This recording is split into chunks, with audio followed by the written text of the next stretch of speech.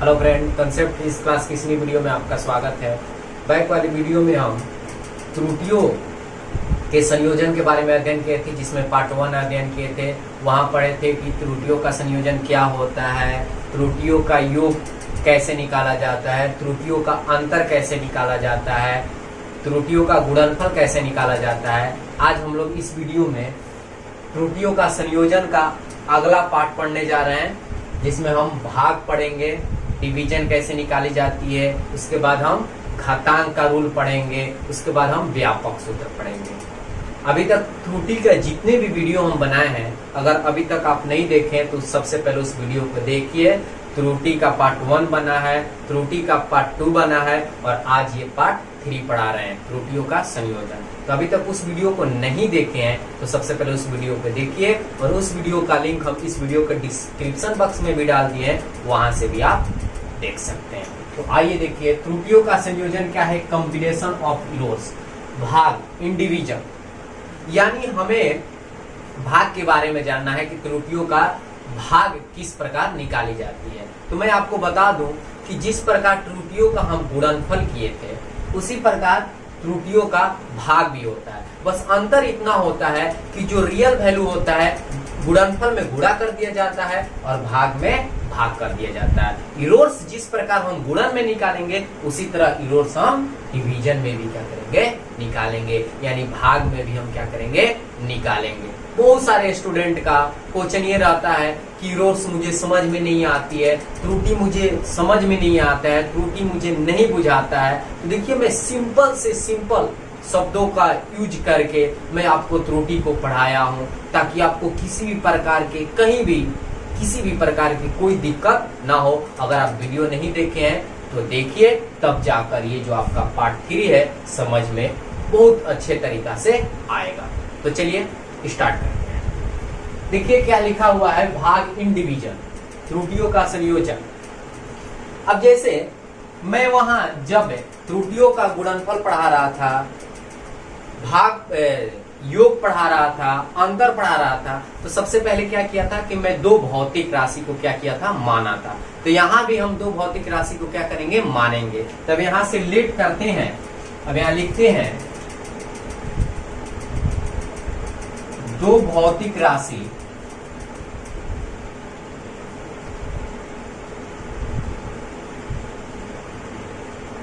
ए तथा बी है, जिनका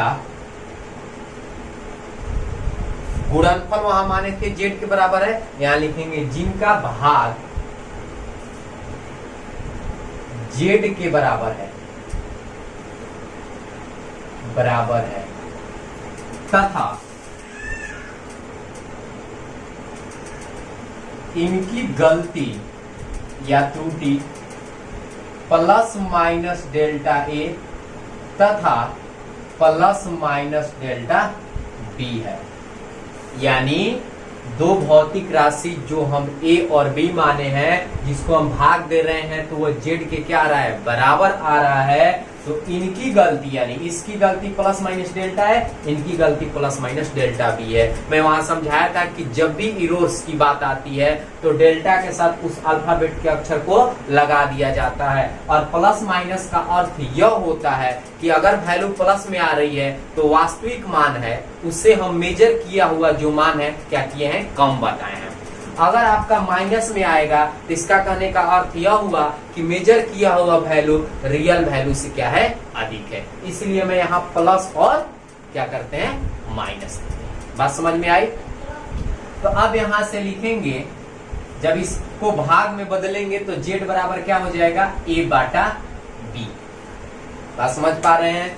जब योग पढ़ रहे थे तो हम लिखे थे जेड बराबर ए प्लस बी, जब अंतर पढ़ रहे थे ए माइनस बी, और जब गुणनफल पढ़ रहे थे तो ए गुने बी।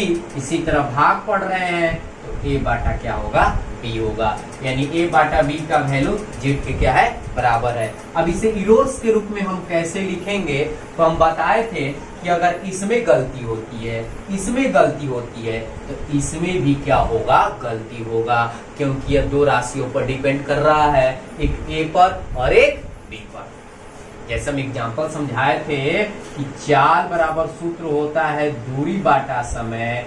अगर दूरी में इरोस पाई जाती है, टाइम में इरोस पाई जाती है, तो ये चाल में भी इरोस पाया जाएगा, क्योंकि चाल दो भौतिक राशियों पर डिपेंड कर रही है, एक डिस्टेंस पर और एक टाइम।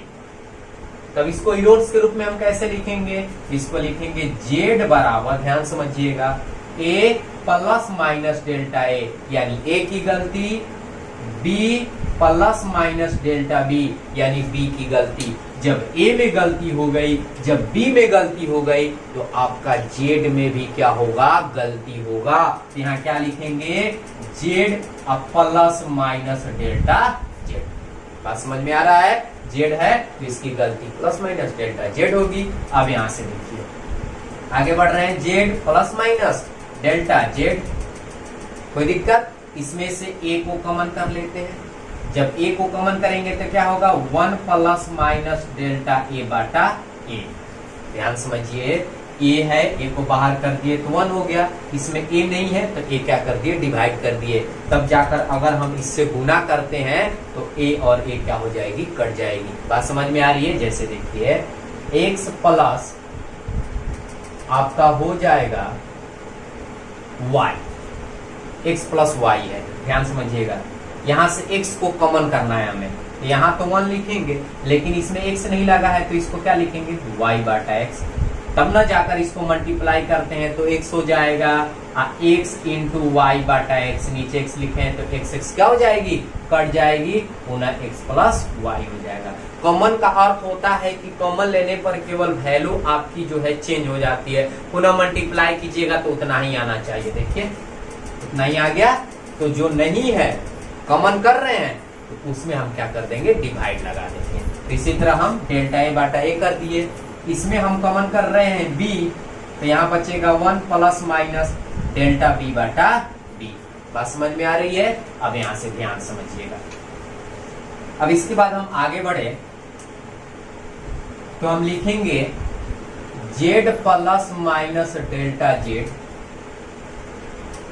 a Bata b। इसको ऐसे लिख सकते हैं, a Bata b 1 plus minus delta a बाटा a। अब बाटा में ये आपका हो जाएगा 1 प्लस माइनस डेल्टा b बाटा में b। अब इसको यहां कर देते हैं, a या बाटा b। बात समझ में आ रही है? अब यहां से देखिए, a बाटा b किसके बराबर है? z के बराबर है। किसके बराबर है? z के। z लिख देंगे, z plus minus delta z बराबर ये z हो गया। बचा कितना? 1 प्लस माइनस डेल्टा a बाटा a बटा ये हो जाएगी 1 प्लस माइनस डेल्टा b बाटा b। अब यहां से ध्यान समझिएगा, z plus minus delta z, इधर देखिए ये मल्टीप्लाई है, इधर लाएंगे तो क्या हो जाएगा? डिवाइड हो जाएगा। इधर मल्टीप्लाई, इधर लाएंगे तो डिवाइड हो जाएगा। बचेगा कितना? 1 प्लस माइनस डेल्टा a बाटा a, और इसको हम ऊपर लेकर गए तो यहाँ कुछ भी नहीं छिपा है तो पावर 1 छिपा हुआ है।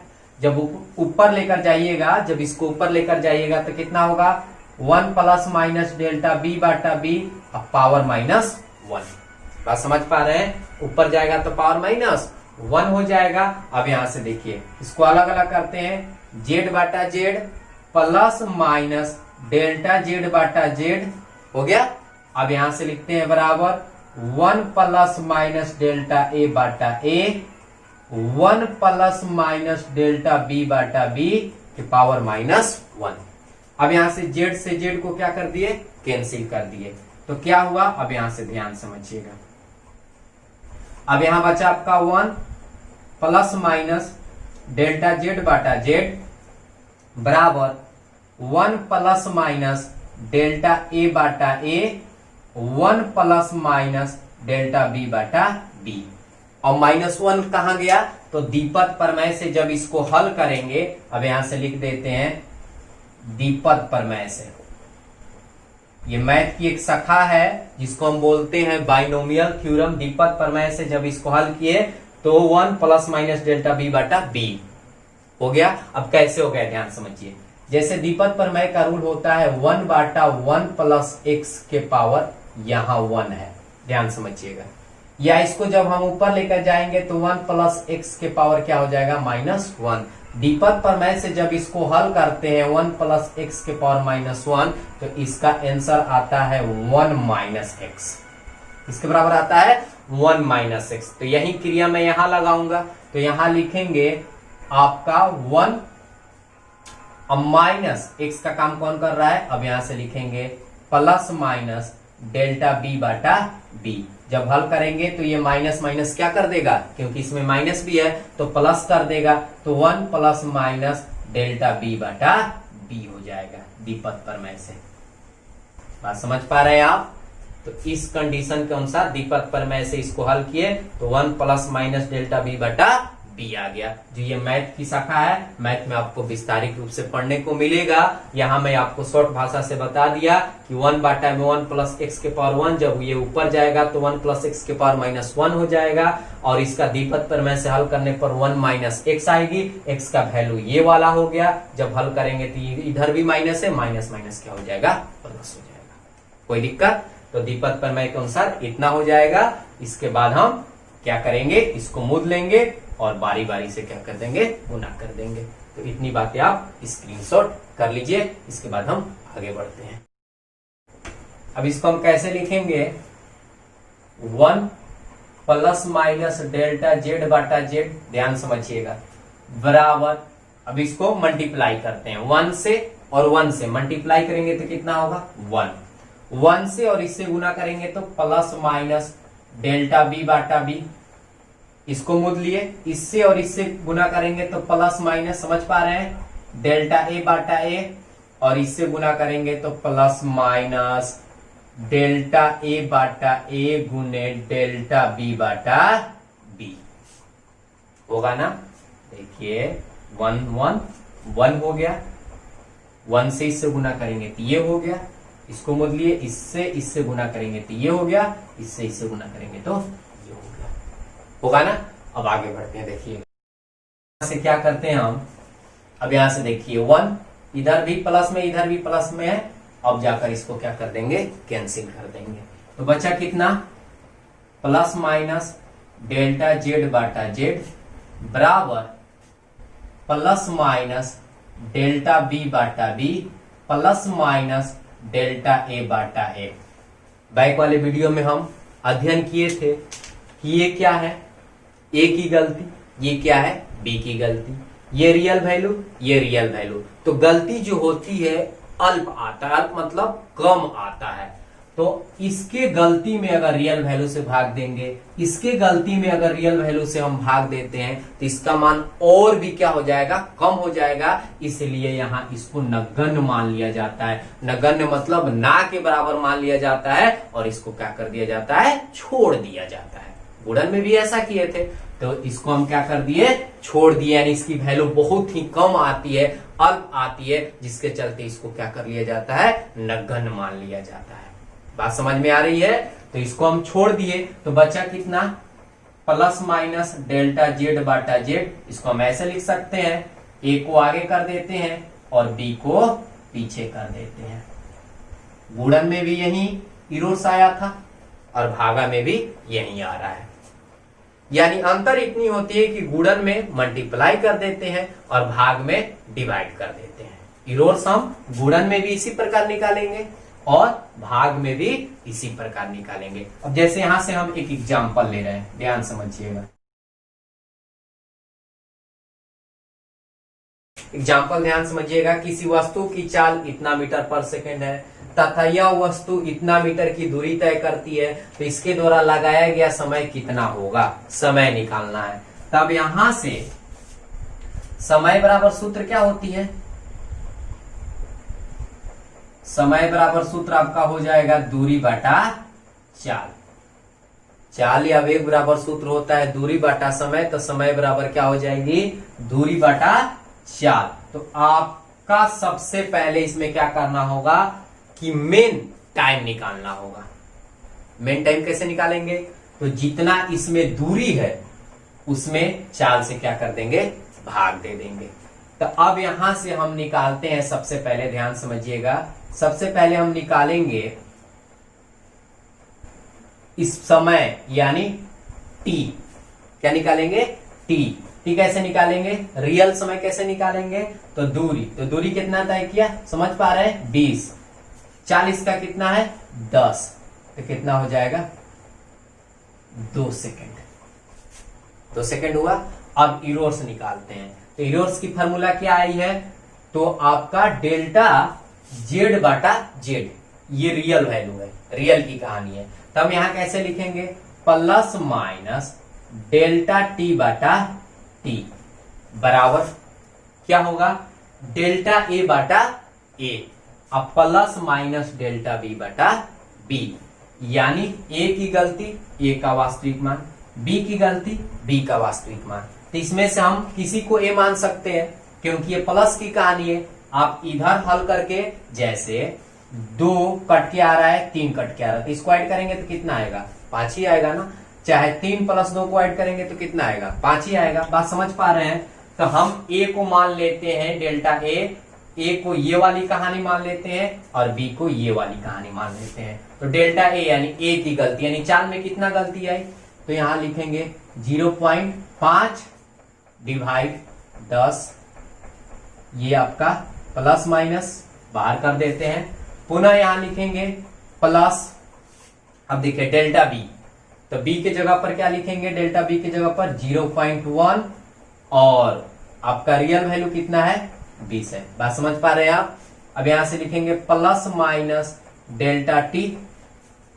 अब यहां देखिए टी किसमें है? डिवाइड में, इधर जाएगा तो मल्टीप्लाई हो जाएगा। और टी का मान कितना आया है? 2।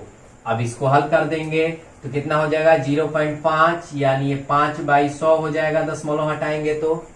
अब यहां लिख देंगे प्लस माइनस, अब यहां से लिखेंगे, इसको हटाएंगे तो 1 बाटा ये 200 हो जाएगी। अब इसके बाद हम एलसीएम निकाल देते हैं इधर, तो ये हो जाएगा प्लस माइनस डेल्टा टी, ध्यान समझिएगा, बराबर प्लस माइनस 2, इसका एलसीएम निकालते हैं तो ये 200 हो जाएगी और ये हो जाएगा 10 हो जाएगा। 100 से 200 दो मृत में कटेगी और ये 1 हो जाएगा। जब इसको हल करेंगे तो प्लस माइनस 2 गुने 11 बाटा ये 200 हो जाएगी। इसको कटा देंगे 100, तो ये हो जाएगा प्लस माइनस 11 बाटा 100।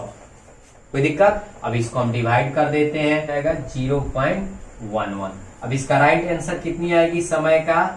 तो समय का जो राइट वैल्यू है t plus minus delta T का मान कितना है? 2, अब प्लस माइनस 0.1 सेकेंड, यानी इतना रियल वैल्यू, इतना इसमें क्या आ जाएगा? इरोर्स आ जाएगा। बात समझ पा रहे हैं आप? किसी भी प्रकार की कोई दिक्कत? तो ये हम त्रुटियों का क्या पढ़ लिए? भाग पढ़ लिए। अब हम इसका घातांक का रूल पढ़ेंगे। तो इतनी बातें आप स्क्रीनशॉट कर लीजिए, इसके बाद हम आगे बढ़ते हैं। देखिए लिख रहे हैं घातांक,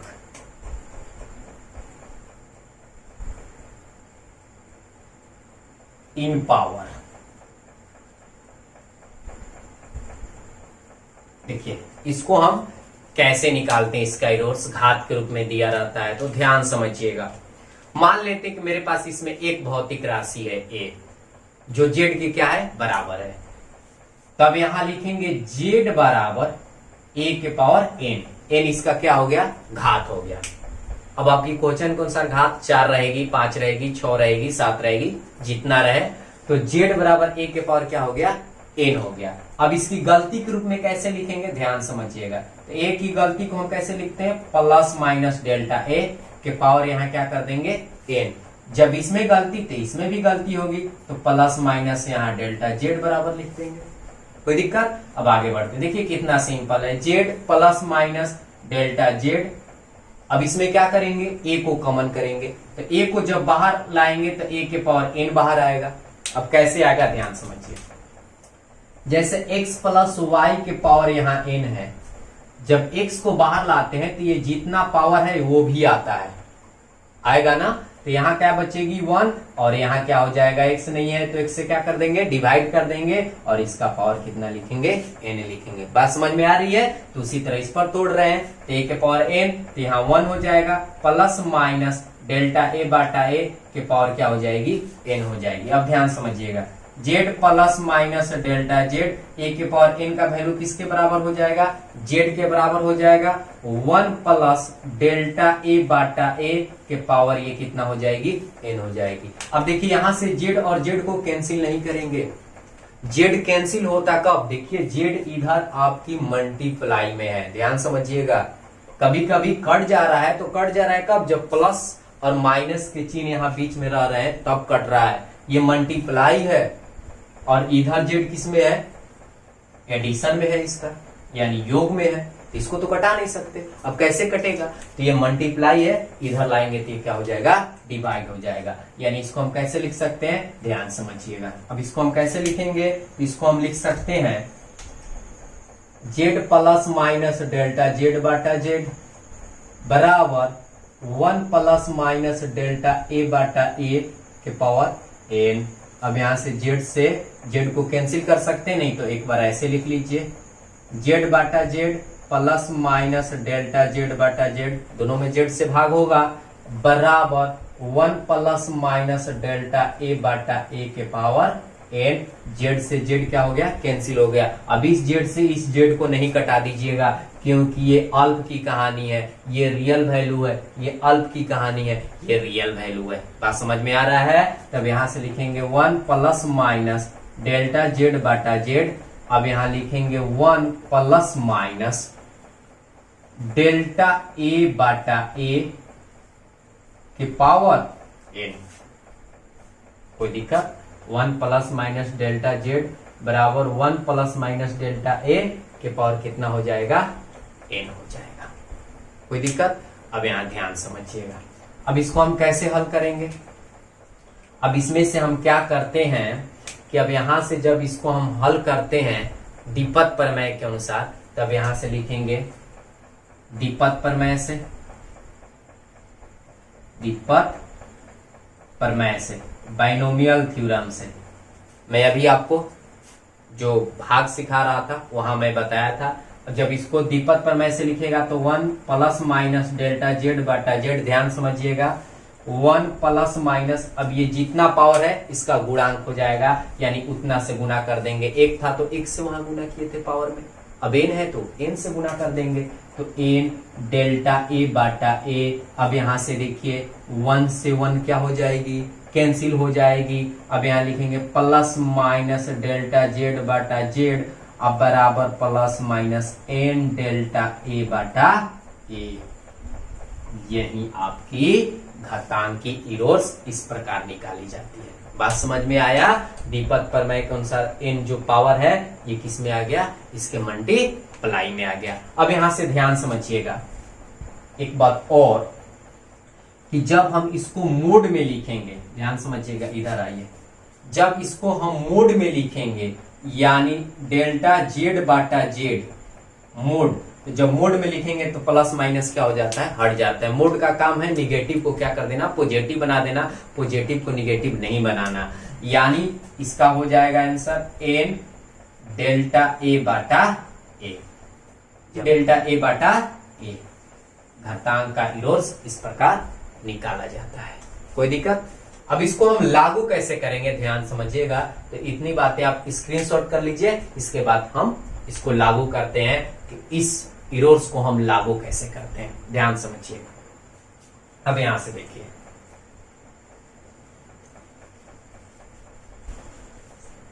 अब जैसे मान लेते हैं मेरे पास एक एग्जाम्पल आ गया, ध्यान समझिएगा, मेरे पास एक एग्जाम्पल आ गया कि x बराबर, ध्यान समझिएगा,